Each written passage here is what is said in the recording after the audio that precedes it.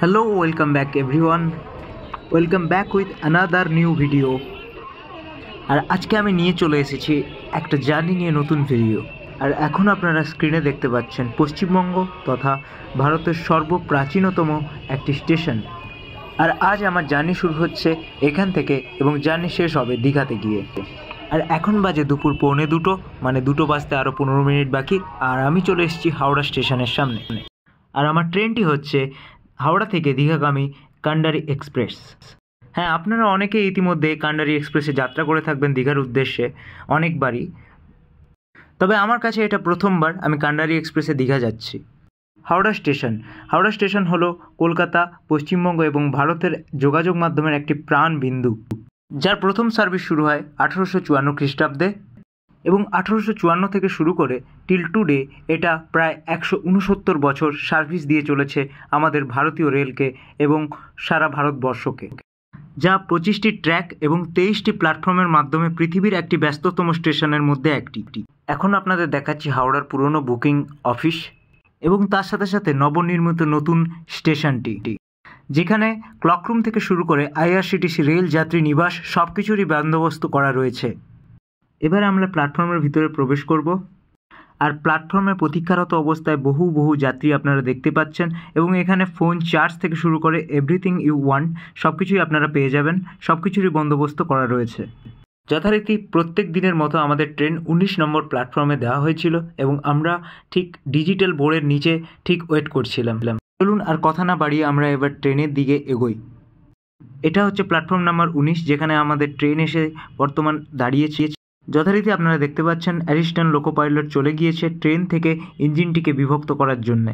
এবার আপনাদের বলে দিই, আমার সিট কাটা ছিল এসি চেয়ার কারে, তাই আর দাঁড়িয়ে না থাকে নির্দিষ্ট কামরার দিকে অগ্রসর হলাম। এখন আপনারা দেখতে পাচ্ছেন আমি কামরার ভিতর প্রবেশ করে গেছি। কামরাটি পুরো 3x2 ফরমেশনে প্রায় 74টি সিট দ্বারা সজ্জিত। ট্রেনটি প্রায় 40 মিনিট লেট থাকায় প্রত্যেক যাত্রী খুব তাড়াহুড়ো করে কামরার ভিতর প্রবেশ করছিলেন এবং নিজেদের সিটে যাওয়ার জন্য তাড়াহুড়ো করছিলেন। আর আমার সিট হচ্ছে এই 72 নম্বর সিটটা উইন্ডোর সাইডে। যথারীতি আমি আমার সিটে জায়গায় এসে বসে পড়েছি এবং সামনে দেখতে পাচ্ছেন লোকেরা এখনও ঠিকঠাকভাবে সিট খুঁজে নিচ্ছেন। প্রত্যেকটা সিটই ফুটরেস্ট, পোর্টেবল টি টেবিল এবং ড্রাই ওয়েস্ট বিন দ্বারা সজ্জিত। তবে চলুন এবার জার্নি শুরু করা যাক। প্রায় 3.5 থেকে 4 ঘন্টার জার্নি হাওড়া থেকে দীঘা। ফোন বা ল্যাপটপের চার্জিং পয়েন্টটা দেখে নেওয়ার সাথে সাথেই আমাদের ট্রেন সঙ্গে সঙ্গে হাওড়া স্টেশন ছেড়ে দীঘার দিকে অগ্রসর হওয়া শুরু করলো। প্রায় 1-1.5 ঘন্টা পরে আমরা পৌঁছে গেলাম কোলাঘাটের কাছাকাছি। আর উইন্ডো সিটে ট্রাভেল করা মানেই জানলা থেকে বাইরের সৌন্দর্য ধরে তুলতে কে না চায়। তাই আমরা এখন ক্রস করছি রূপনারায়ণ নদী। আর আপনারা দেখতে পাচ্ছেন বর্তমানে রূপনারায়ণ নদীর ব্রিজটা। কিছুক্ষণ যেতে না যেতেই খানিকক্ষণ এগোনোর পর আমাদের ট্রেনকে সিগন্যালের অপেক্ষায় দাঁড়িয়ে থাকতে হলো। এবার সিগন্যালের অপেক্ষা কেন হচ্ছিল তার কারণটা যখন দেখলাম তো অবাক হয়ে গেলাম। আর কারণ হচ্ছে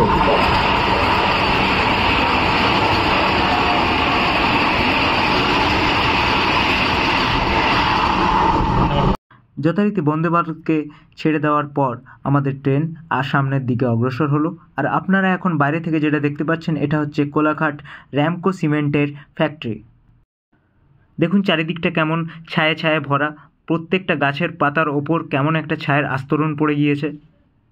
অ্যাটলাস্ট আর 2 ঘন্টা কাটানোর পর আমরা এসে পৌঁছালাম দীঘা স্টেশন। তার মাঝে আমরা ট্রেনে খেয়েছি কফি এবং পাকোড়া। ওকে, এখন একটা নতুন জিনিস আমি দেখতে পাচ্ছি, ট্রেনের বেশিরভাগ কোচই দীনদয়ালু কোচ কিন্তু আগে থাকতো না, এখন দিয়েছে। দূরে দেখা যাচ্ছে জগন্নাথ দেবের মন্দির, যেটা নতুনভাবে তৈরি হচ্ছে দীঘাতে। জানি অনেকটা বোরিং হয়ে গেলেন, কিন্তু ভিডিওটি ভালো লাগলে অবশ্যই কমেন্ট করুন, লাইক করুন এবং শেয়ার অ্যান্ড সাবস্ক্রাইব করে